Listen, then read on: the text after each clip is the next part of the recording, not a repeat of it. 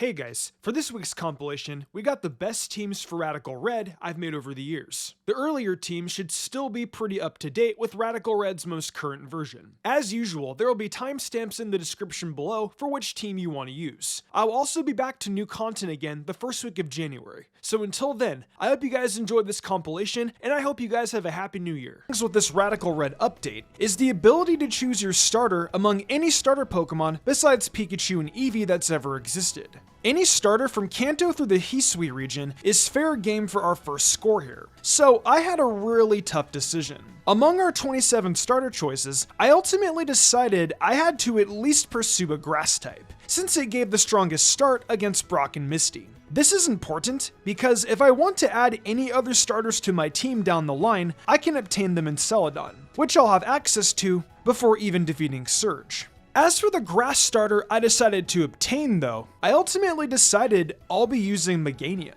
Now, I know a lot of you already rolled your eyes and are mashing away at the comments talking about how terrible Meganium is. But in Radical Red, this Pokemon's actually legendary. Meganium got a couple of massive buffs in this game, such as the fairy typing and the ability Tri-Edge. Tri-Edge allows Meganium to gain priority when using Synthesis, Giga Drain, and Draining Kiss, which is actually amazing when it comes to ensuring Meganium is healthy enough to take hits from other Pokemon. The speed stat doesn't matter when your primary attacks all have priority. Meganium's greatest uses came against battles such as Brock, Giovanni, Claire, and Lance to name a few. The special defense investment is insanely useful when taking on a majority of these battles, as the strongest physical attacks you take from these would either be Earthquake from Pokemon such as Giovanni's Garchomp, or moves such as Vicious Rend and Bolt Beak from Claire and Lance.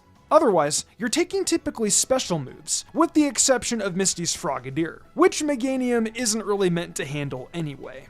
Moving on to Viridian City, we actually have two encounters, with the first one being Mareep. Obtaining this gives us one of two Pokemon that are truly able to handle Falconer, due to the removal of the early Viridian City Chinchou. Even if Chinchou were still present this early though, I think Ampharos will be better suited to handle later opponents. This is one of the few games I'd truly say having an electric type feels essential, because unless you want to spend ages resetting your Pewter City egg until it's a non-electric type, you absolutely will need one if you want to even get the chance to take on your first badge. Ampharos is meant to just be a backup specially defensive sponge for this team, while also being your team's primary pivot. Ampharos has a few things going for it this gen, such as the Mega Evolution you can get after a few badges. Mega Ampharos in this game has the ability Thick Fat instead of Mold Breaker, which is fairly useful when handling later game opponents with strong Fire-type Pokemon. Ampharos also has access to Tail Glow in these games, but ultimately I decided Hidden Power was probably a better fit overall in an effort to help against Ice types if push came to shove. Ampharos was essential in a wide variety of battles for this team though, such as Falconer, Misty, Blaine, and a majority of battles against Brendan or Blue. Ampharos was typically utilized to handle water or flying types on these teams. However, against Blaine, it was actually extremely useful at walling a few of Blaine's sweepers due to the fact that he uses a Sun team. Overall, I couldn't imagine completing this run without Mega Ampharos, or even my first badge. Our third Pokemon is our other Viridian City encounter, being Sandile. Crocodile will be a key player in a lot of the later portions of the game, and making sure we catch one with Intimidate will be vital to our success. While you can change abilities fairly easily in the later portions of the game, Intimidate is necessary for Brock and Falconer, so we can't actually just wait until we unlock the method for changing abilities. Crocodile will provide this team with a couple of key immunities to Electric and Psychic, as well as a strong offensive typing and a phenomenal Choice Scarf user. One of the biggest reasons Crocodile is your best choice of a dark type in these games is due to the addition of Wicked Blow. You might recognize this from your nightmares playing Isle of Armor OU, as it's the move Urshifu single utilized in order to destroy every Pokemon with a pulse. Wicked Blow allows Crocodile a far stronger dark move than Knockoff, which is amazing for Choice Scarf sets where you'll be using the same move turn after turn. In tandem with Earthquake and the ability Intimidate to weaken your opponent's physical offense, Crocodile is insanely difficult to switch around these games unless you have a Pokemon such as Togekiss. Just in case though, Rock Slide is a great addition to this moveset for Pokemon that otherwise have an immunity to Earthquake. I figured Stealth Rocks would be a strong option in our last move slot, which is mostly to handle teams such as Blaine more easily due to Blaine utilizing a Mega Charizard Y. Speaking of Blaine, this is one of the many battles Crocodile was extremely vital in defeating, with some others including Brock, Surge, Sabrina, Koga, most Brendan fights, and Agatha. Crocodile, in my eyes, is truly an irreplaceable Pokemon, and while there's probably better ground types, the roll compression Crocodile provided in this game when only using the same 6 Pokemon truly is invaluable. These first 3 Pokemon will honestly be essential to your early game, with our next Pokemon not coming until you get the Celadon City. Thankfully, you only need to beat the S.S.N. to unlock access to Cut, and breeze through all the way to Celadon. While I know some people may not like skipping ahead the Celadon, doing so unlocks a lot for you, such as the IV, EV, and ability modifiers in Saffron, as well as, more importantly, our next encounter. I mentioned early on, there were other ways to access the starters, and if you have a red shard, you can try your hand at obtaining a fire starter in Celadon. The starter we'll be going for today is none other than Delphox. While Delphox isn't as game-breaking for the Elite Four as it once was, it's still a vital piece to this team. One of the reasons players sought after Delphox previously was due to Magic Guard plus Mind Blown, which allowed you to breeze through most Pokemon in the late game that didn't resist your attack.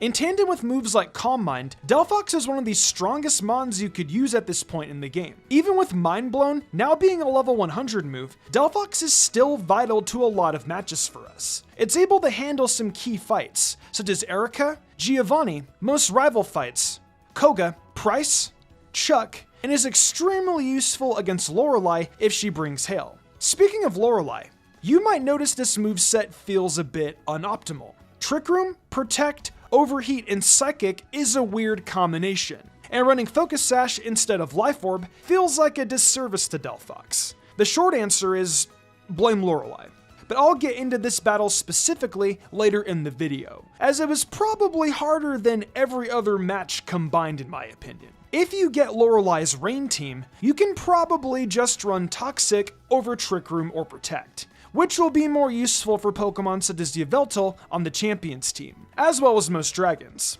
I would still recommend the Focus Sash, as without Mind Blown, I actually think Delphox having an immunity to indirect damage helps it guarantee an attack or two in dire situations. Moving on to our next Pokemon, we will obtain this shortly after defeating Erica.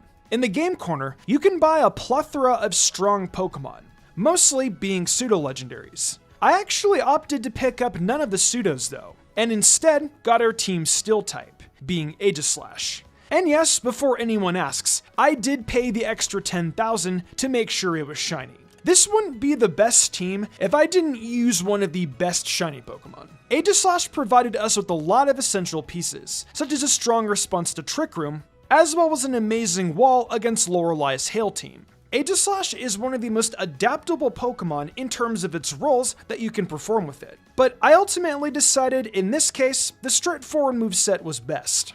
I decided King Shield, Gyro Ball, Shadow Claw, and Shadow Sneak was my best choice. I made sure Aegislash had a 0 speed IV, as this was useful to make the most out of my damage output with this Pokemon. The addition of Iron Ball was also extremely valuable, as when handling Pokemon such as Lorelei's Calyrex Ice, you'll want to ensure you're as slow as possible. Aegislash has some of the strongest matchups of any Pokemon in the game. You can utilize it against your rival fights, Giovanni, Sabrina, Price, Archer and Ariana, Lorelei, Agatha, and Drake. I couldn't actually imagine this run with any other Steel type, as most would only be able to handle a fraction of these battles. The only Steel that even hold a candle would be something like a Solgaleo, which you can actually get due to the rare chance of obtaining Cosmog in your Pewter City egg. But as I said above, I wanted to avoid legendaries.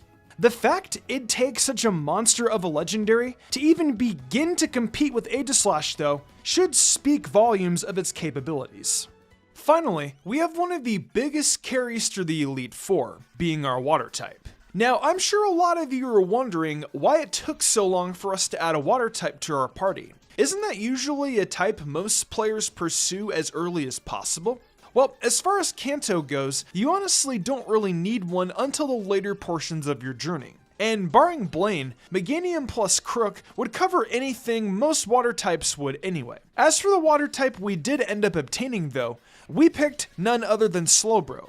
Slowpoke can be obtained through fishing on the route south of Fuchsia City. While in most games, you should skip ahead to Fuchsia City, similarly to how you were able to skip ahead to Celadon for Delphox, in the newest update, you actually can't even reach the routes that connect to Fuchsia until you've defeated Sabrina. Slowbro sadly isn't obtainable sooner than this. However, I'm sure this is mostly due to how amazing Slowpoke/Slowbro would be in the previous portions of the game, as it's one of the strongest Pokemon you can utilize. The Slowbro set I ended up utilizing was rather odd, but this was another set I actually had to revise completely at the last second due to Lorelei. Flamethrower was solely added because it was a more immediate way to handle Lorelei's Hail team that I ended up fighting. However, it's still useful against Pokemon such as Bruno's Zacian, so it wasn't at least useless for our other matchups. I needed Iron Defense plus Body Press for not only Lorelei's team, but also for Lance's team, as it's our strongest way to put pressure on his Primal Dialga. While Roar of Time can force Slowbro to swap, if we set up enough Iron Defenses before Dialga comes in, we can get it in range of most of our other teammates. So the switch out isn't really a huge issue here. Slack Off is mostly to recover on almost any physically offensive Pokemon, as we can typically take advantage of physical threats to set up Iron Defense in order to sweep the opponent. This strategy is basically a free sweep against battles such as Chuck and Bruno, as their teams actually lack away around Mega Slowbro.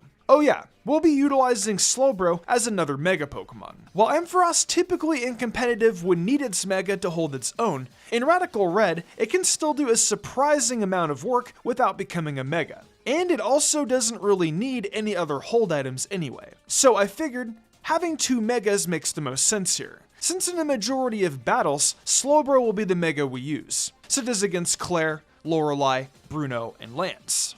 Now, Radical Red honestly has way too many boss fights to truly go over all of them. In fact, there are so many optional ones I didn't actually even attempt to fight, as they proved to serve no use to this team. Most of the Johto gym leaders, for example, I didn't end up battling, as their rewards offered nothing to the team itself. However, I will quickly go over some of the battles we did actually attempt and highlight where the team may struggle if you use this team yourself. Starting off with our rival fights, these actually were all rather easy. Of any bosses in this game, your fights against Brendan in Blue are actually easier than even random NPCs. I found the only thing that made these fights even almost an issue was the fact the level will scale to around where your team is leveled. But otherwise, these fights are actually pretty effortless. May was also easy as well, but unlike Brendan in Blue, you actually only fight her once right before taking on Blaine's gym. Our next battles come in the form of Team Rocket. Team Rocket proved to be a bit more difficult depending on the match, with a couple battles in particular being actually almost difficult. While Giovanni actually was always a pretty easy win, Archer and Ariana proved to put up a strong fight. There are two battles in particular, being your Silphco and Cerulean Cave battles that actually will prove difficult. The Silphco battle is a tag match, so you could only actually even use 3 Pokemon in this fight. I found the combination of Delphox as my lead, alongside Ampharos and Crocodile, to be the best set of 3 for this match. While Crocodile, in theory, is a strong lead in this battle, it does boost Gothitel's damage output, so you actually have to KO Gothitelle either the turn you swap Crocodile in, or save it for later on in the fight when Mega Houndoom and Mega Mawile enter the field. As far as the Cerulean Cave battle, this is mostly difficult because they each have 4 Pokemon at the level cap, while you also are unable to heal between these fights. I mostly decided to focus Mega Slowbro on taking out Archer's Mamoswine, Crocodile for Mega Houndoom, Aegislash for Durant, and finally I used Meganium for Mimikyu. After this, Ariana proved to be significantly easier since all of my Pokemon were still at least usable for her battle. I'll briefly discuss the Johto gym leaders as I found the ones I attempted to be rather easy. However, I will mention I chose to fight Falconer, Price, and Chuck in that order. Falconer is the only required Johto gym leader. Price I battled because I was hoping I would be able to reset for Lorelai's Rain team, and I wanted Life Orb Delphox for the rest of the Elite Four. And when I realized I was forced to beat my first Elite Four run against Lorelai's Hail team, I had to beat Chuck in order to obtain the Focus Sash. None of these leaders put up a fight, especially Chuck, who got swept by a lead Mega Slowbro. As for the Kanto gym leaders, most of these proved to be rather easy. The hardest ones of this bunch were Misty, Surge, and Sabrina. Sabrina was mostly difficult due to the fact she had a double battle, but Aegislash was a truly pivotal piece in winning this match. Misty was mostly an issue due to the fact we only had 3 Pokemon at this point, and Sandile isn't exactly useful for anything outside of it to intimidate Frogadier, as it's mostly a physical attacker. I was able to defeat Misty thanks to Bayleaf and Flaffy though. However, it was one of the more difficult battles for sure. Finally, we have none other than Surge. Surge is typically one of the harder gym leaders, and trying to defeat Surge with only 4 Pokemon was rather difficult. Thankfully, Surge actually made a huge misplay in this fight. Thanks to Meganium having Tri-Edge, I was able to attack Surge's Alolan Raichu for a +3 priority attack on several occasions during this battle. Surge kept using Psyshock because it thought it guaranteed a KO. However, because of the recovery from Draining Kiss, I was actually able to handle Alolan Raichu before it swept my entire team, allowing me to defeat Surge with ease.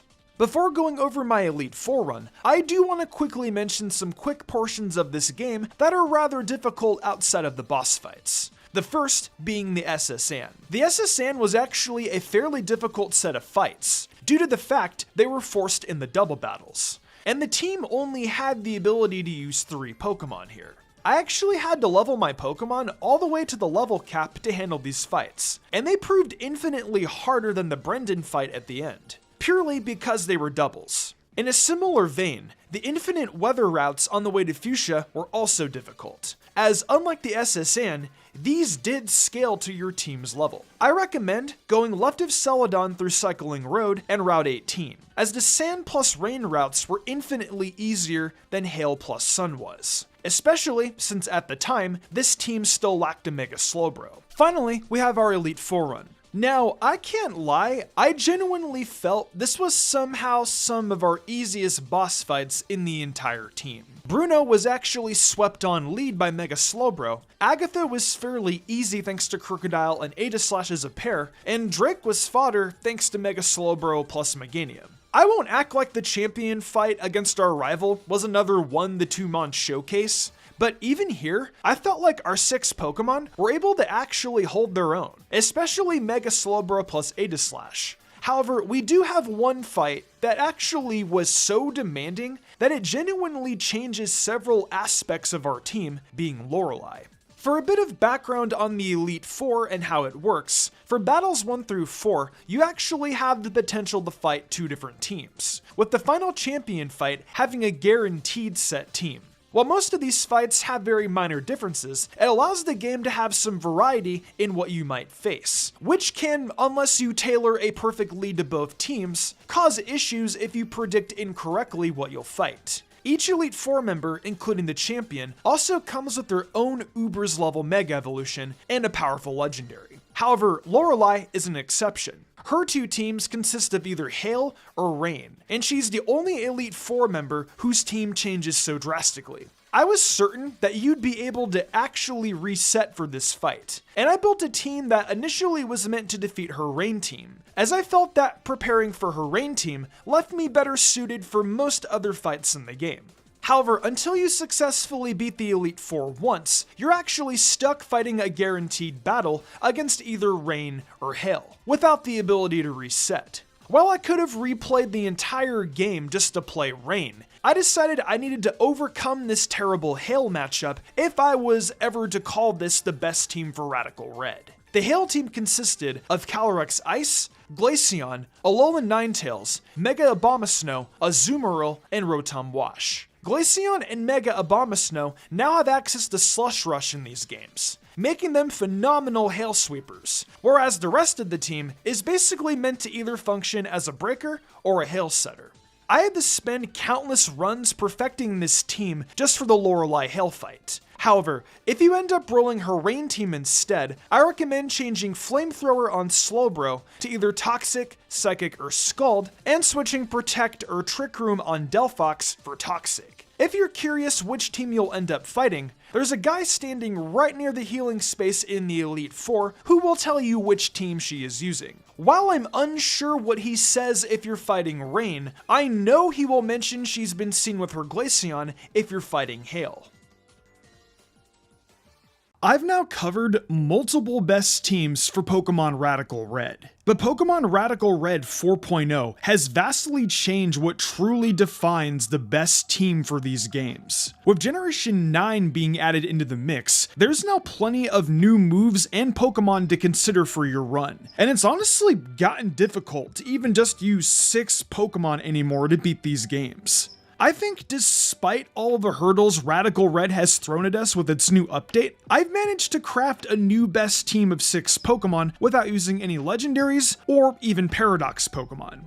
I do need to add though, I will be adding in a few honorable mentions, since I definitely almost caved and added a Pokemon or two just to make some earlier boss fights a bit easier when you're low on Pokemon. With all that out of the way, let's find out what starter we'll be using this time around. Also, if you're into hardcore Nuzlocks, check out my Heart Gold Randomizer Hardcore Nuzlocke over on Mismagius. I will leave that in the description below. Last time we played through a Radical Red adventure, we started off with the often overlooked Johto starter, Chikorita. While anyone unfamiliar with Radical Red might think this was done to make my run exponentially harder, in Radical Red, Meganium has a few buffs with the new secondary typing of Fairy and a new hidden ability, Tri-Edge, which makes Meganium one of the best grass types in the game. Meganium also gave us one of the few viable fairy types in these games, and arguably the only viable one outside of maybe Mega Mawile if we ban legendaries. But what if I told you we now have access to an even stronger grass type starter than Meganium? While Meganium still offers plenty to our team, there's one single grass type with so much offensive potential that it's able to breeze past most trainers with its countless stab options. The starter I ended up choosing for our run actually ended up being one of our new Generation 9 Pokemon, Sprigatito.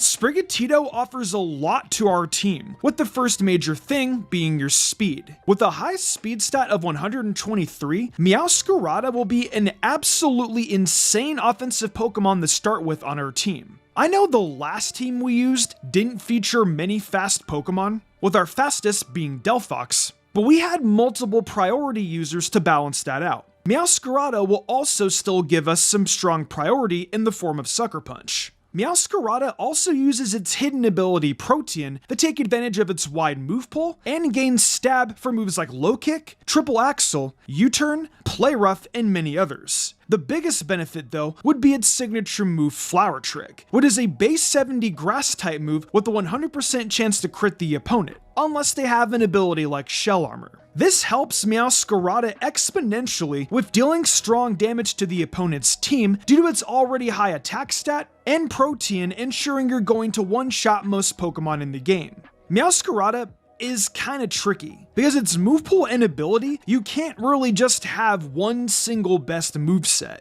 But I found Flower Trick, Low Kick, and Sucker Punch on nearly every moveset I ran through the game, with the fourth move changing from U-Turn, Knockoff, Bullet Punch, and Triple Axle depending on the match. The fourth move typically was U-Turn, but Knockoff was brought against Sabrina, Bullet Seed typically was for Sash Leads, and Triple Axle only was useful against strong dragon trainers like Lance and Blue. I can't really think of a better starter choice than Meowscarada for this run. And while most grass starters will provide success, I do think this is the clear best choice. I do want to mention we will be adding one more starter to our team, but we have to choose our grass starter early on because of the Brock and Misty battles we face so soon on our journey. And if we chose any water or fire starter right now, we are putting ourselves at a huge disadvantage.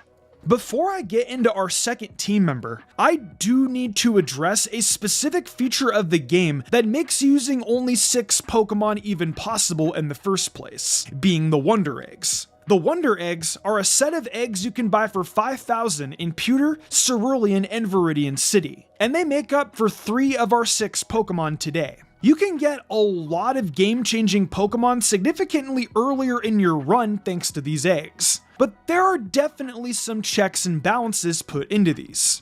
For example, Slowpoke is not available in any of these eggs, but Galar Slowpoke is available in all of them. While Slowpoke will eventually join our team because of this restriction, we actually have a very specific order for our next 3 encounters from these eggs. While you technically can find our next 3 encounters in all these Wonder Eggs, your next encounter for this team has to be Tadbulb from our Pewter City egg. Tadbulb actually does offer a few key advantages here, and choosing it before our other Wonder Eggs means we have a fly resist to help our team with Falconer, who is a required boss fight before Brock. Bellibolt offers a lot to a normal playthrough, and it essentially became a better Mega Ampharos for our team. You're going to struggle a bit when this is just a Tadbulb, since your damage is rather weak. But the games do give you early access to Electroweb in Viridian Forest in order to at least give Tadbulb a stronger electric attack than Thundershock. Once you've evolved into Bellibolt though, you're able to handle so many random Pokemon in these games. This is thanks to your ability Electromorphosis, allowing you to deal twice as much damage with your next electric move after you've been attacked. This makes Bellibolt a phenomenal tank, especially when partnered with Parabolic Charge, which is essentially just an electric type draining kiss. I mostly threw on the electric type to help with Falconer and Misty, while also giving us a bulky Pokemon with only a single weakness. But I was shocked to find out Bellibolt was capable of handling Zacian Crowned 1v1 when fighting Bruno. With the moveset of Muddy Water, Teleport, Parabolic Charge, and Slack Off, you genuinely will never need another moveset on this Pokemon for your entire run. I'd add on a Citrus Berry in most battles in order to better support your signature ability. And Bellibolt was easily one of the biggest surprises to this team, and I couldn't imagine you finding a better electric type for your journey. If you are struggling with Brock and Falconer, I do have a suggestion for our first honorable mention, which is Sandile.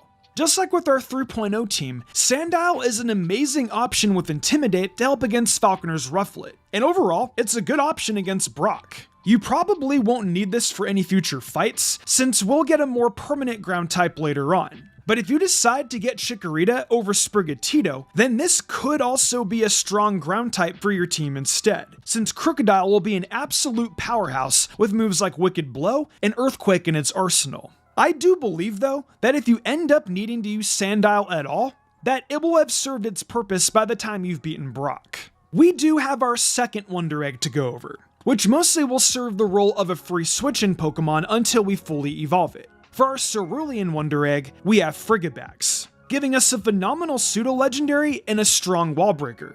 For now though, it's a bit early to use it, and we won't get much success from it until Silphco, but it does have one important function for your team. Frigibax, despite lacking in damage, will allow you an easier time bringing other Pokemon like Bellibolt so they can avoid taking damage. While we do have several other egg encounters to get, Frigibax's Dragon and Ice typing should at least, if need be, match up better into Misty, specifically with the Ice Stab being good against her Clodsire. I wouldn't expect much from it though until Silphco. Baxcalibur will turn into one of the most powerful Pokemon in Radical Red. Boasting an incredible ability in Thermal Energy, you're one of the few physical attackers who can not only avoid burns altogether, but outright take advantage of it. Anytime an opponent uses a Fire-type move of any kind, such as Flamethrower, Flare Blitz, or Will-O-Wisp, you'll raise your physical attack by 1 stage. This causes Baxcalibur to easily defeat most enemies, unless they're a Steel-type Pokemon, since even a lot of the fairies you'll encounter have low physical defense. With options like Icicle Spear and Glaive Rush, you'll be able to shatter most enemies, and in case they survive a turn, you may also want to give Baxcalibur Ice Shard for a priority option to pick off enemies who only have a bit of HP remaining. Most options for your 4th move won't really matter, but I personally used Crunch since it gave me a good way to hit Mega Metagross and Jirachi, both of which you'll encounter at the end of your journey. But I didn't really find another move worth using here. You could probably invest in a ground type move like Earthquake or Stomping Tantrum, but I never felt like Baxcalibur needed it, so using Crunch, which was one of its level up moves, more than sufficed. This team also has plenty of other means to handle Steel-type Pokemon, so your Baxcalibur should be in a strong position to take on most bosses and break their teams in half. If you're unsure what item to use, I recommend the Never Meltice, the Dragon Fang, or the Loaded Dice on Baxcalibur. I found that the Never Meltice was mostly useful for boosting Ice Shard damage. Meanwhile, Dragon Fang gave Baxcalibur a much stronger Glaive Rush, and Loaded Dice made Icicle Spear a more reliable move. Regardless of the item choice though, Baxcalibur will surely carry your team to great heights. We do have another egg encounter to go over, which actually has 2 locations to find around this point in your adventure. I personally got it from the Vermilion City Wonder Egg, but you can also encounter this thanks to the Sevi eggs as well. At this point in the story, we finally have access to the Prism Scale, an item that will grant us the ability to obtain a Sevi Milotic, which is an extremely powerful ground and fairy Pokemon. This typing alone is already a phenomenal offensive and defensive typing, and allows Sevi Milotic to stand out among the crowd. With immunities to Dragon and Electric, as well as resistances to Fighting, Rock, Bug, and Dark, Sevi Milotic quickly establishes itself as a strong defensive piece. Your typing also hits Electric, Rock, Steel, Fire, Poison, Dragon, Fighting, and Dark for super effective damage, with Poison and Steel being especially noteworthy, as these would be the 2 types most other fairies would be weak to. Sevi Milotic's stats are also strong, since they're basically the same as regular Milotic. The only change between them is Sevi Milotic gives up 5 base points in its speed, which it adds to its special attack. What makes Sevi Milotic truly stand out though, is how you'll gain access to one of the only ground types with reliable recovery. While options like Gastrodon and Quagsire can use Recover as well, they can't usually put up as much of a fight offensively, which mostly comes down to Sevi Milotic's move pool. With options like Moonblast and Earth Power as stabs, you can take advantage of 2 of the best special attacks in the entire game. Meanwhile, you'll also have strong attacks like Flip Turn, Shore Up, and Stealth Rocks at your disposal for more utility. I used Flip Turn and Shore Up for most of my early adventure, but once I got to Claire's gym, I actually decided it was better to change Flip Turn out for hazards in order to combat Focus Sash Pokemon like Deoxys Attack and Aerodactyl, while also having an easy way to break Multiscale, which was present on multiple Dragonite towards the end of my run. While you definitely can make most ground types work, I think Sevi Milotic has such a unique move pool and typing that it truly is able to set itself apart from anything else in the game as both a fairy and a ground type. With our ground type on the team, you may actually be surprised we actually have 1 more Pokemon to add before taking on Lieutenant Surge. However, we have 1 more egg to get to round out our team. I did mention we had 1 more starter for our team, which we can actually get in Celadon. After the SSN, you'll have access to Cut, which means you can go all the way through Rock Tunnel and get yourself a starter egg in Celadon City. You need one of the red, green, blue, or yellow shards in exchange for a fire, grass, water, or electric type egg. For today's team, we'll be using a red shard to get ourselves another Generation 9 starter Pokemon, Fuecoco. While Delphox, similar to Meganium, still has plenty of viability in Radical Red 4.0, Skeledirge might honestly be one of the best fire starters in existence. This only gets even more noticeable in Radical Red, since a lot of later boss fights use some of the strongest Ubers Pokemon. Skeledirge actually has an incredible presence in the Ubers tier, and for multiple months this generation has even landed itself in the top 10 for usage, mainly due to its ability to combat box arts such as Zacian Crowned, thanks to its hidden ability Unaware. Seeing how we will need to fight a Zacian, as well as some other standout Ubers level Pokemon like Pheromosa and Calyrex Ice Rider, it might be a good idea to add this to our team. Despite being most known for its presence in Ubers to wall box arts, Skeledirge still has plenty of battles it'll be impactful for in the rest of your journey. For starters, Torch Song, which is Skeledirge's signature move, boosting your special attack by 1 stage every time you use it. There's no drawbacks for this move, and it takes advantage of your Fire Stab to deal immense damage. I paired this with Will-O-Wisp, Hex, and Slack-Off in order to handle pretty much every battle in the game. I almost never used anything besides Torch Song though, because a few times against Lorelei I had to use Slack-Off to survive long enough while my partner attacked. This is easily one of the strongest fire attacks ever created, and while it is a bit overkill for Scarlet and Violet, and a more competitive ROM hack like Radical Red, this move feels right at home. Skeledirge will prove to be very useful against opponents like Erika and Sabrina, as well as Team Rocket's Ariana and most of your Elite Four run. Skeledirge is probably the best starter to choose for the late game in my eyes, and it also benefits immensely from having both Baxcalibur and Meowscarada to handle opposing ground-type Pokemon that may otherwise try to get the upper hand against you. The team of 5 honestly could be enough for the majority of battles. However, we do have one more important team member to go over. Well, at least on paper.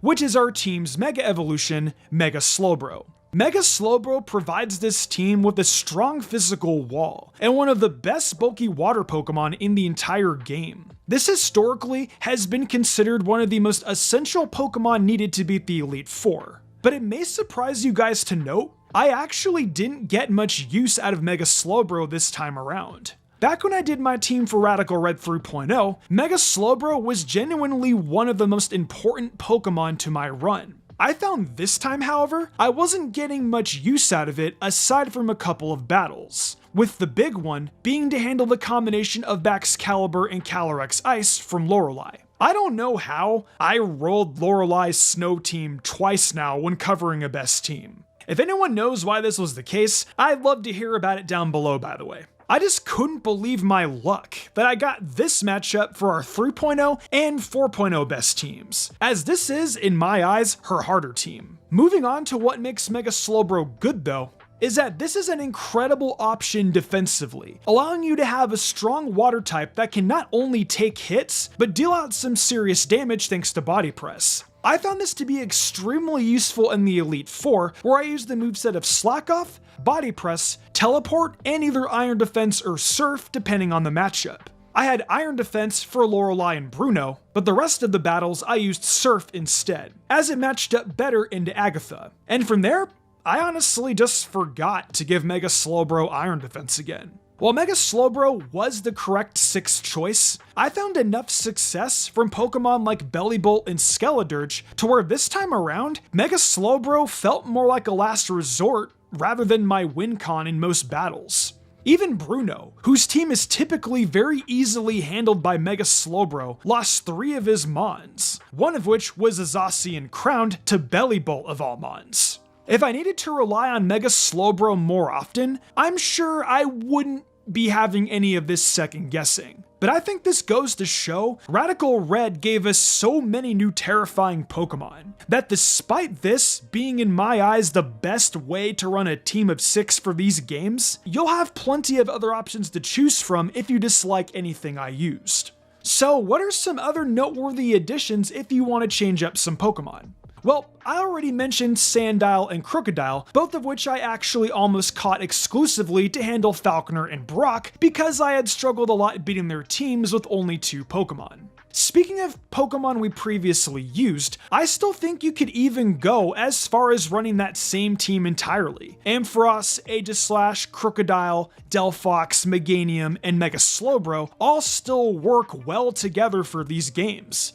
If you're trying to find some new Pokemon to use though, I'd probably start by considering either Garchomp or Gholdengo for your journey. Gholdengo is basically just a more offensive option for a steal compared to Aegislash. And while it lacks priority with Shadow Sneak, you'll still have the ability to set up and sweep a fair bit of enemies thanks to Good as Gold, which can block moves like Taunt.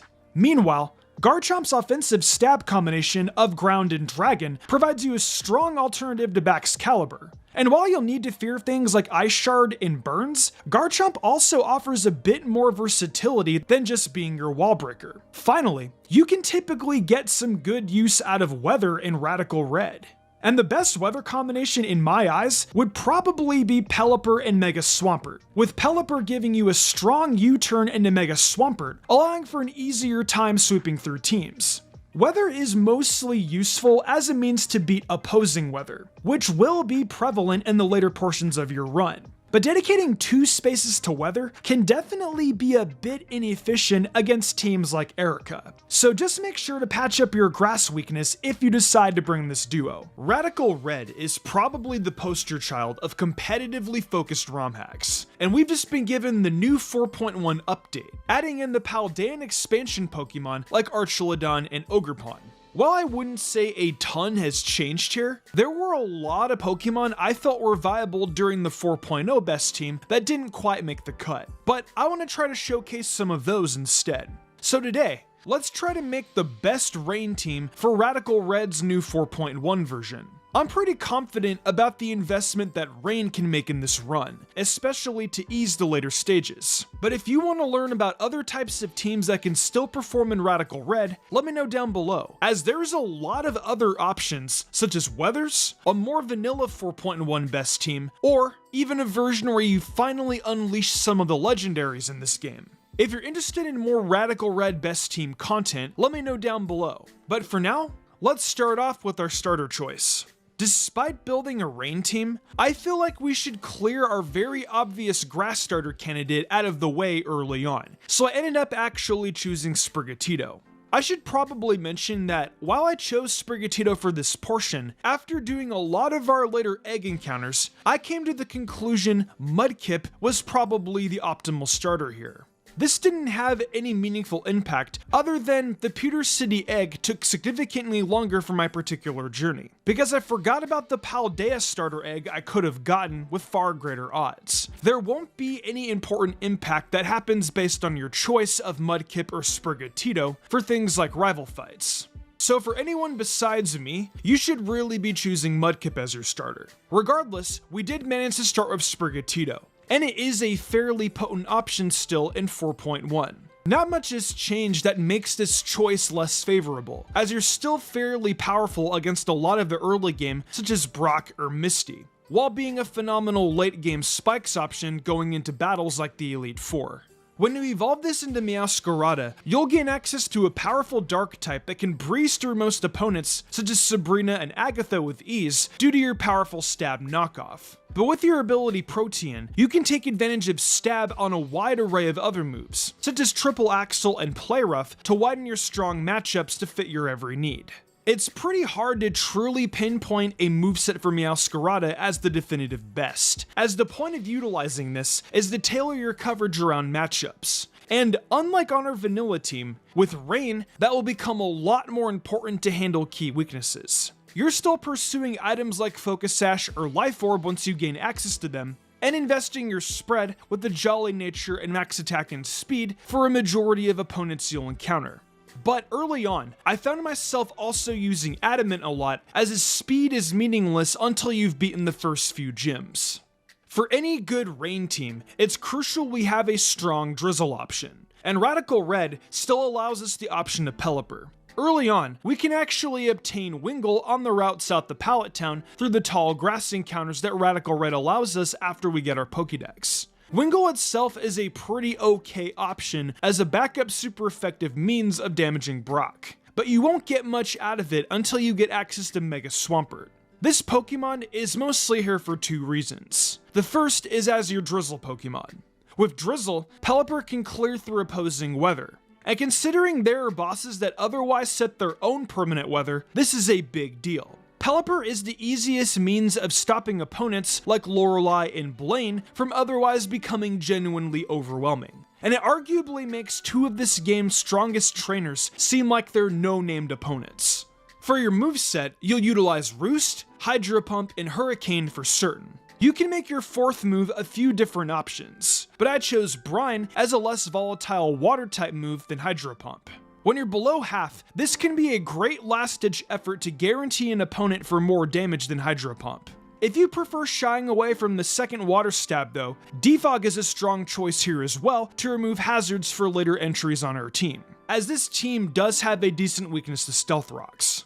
I changed my items a few times between Sharpbeak, Mystic Water, and Damp Rock, but by the end of the adventure, it was pretty exclusively Damp Rock, as I no longer needed Pelipper to function as its own damaging piece. I tried going bulky at first, but I realized that Timid Pelipper was a far better option to outspeed a lot of the more average speed options. For players who haven't specifically played the 4.1 version of Radical Red, this new version introduced players to a PAL. If you catch Centret on Route 2 and evolve it into a Furret, you can make a trade on Route 2 past the Diglett's cave entrance for a Chillet, which is a new Dragon and Ice option. This is a pretty monstrous option that'll change the game for this team, with the ability Refrigerate being powerful for your normal type moves that now have a boosted Ice Stab.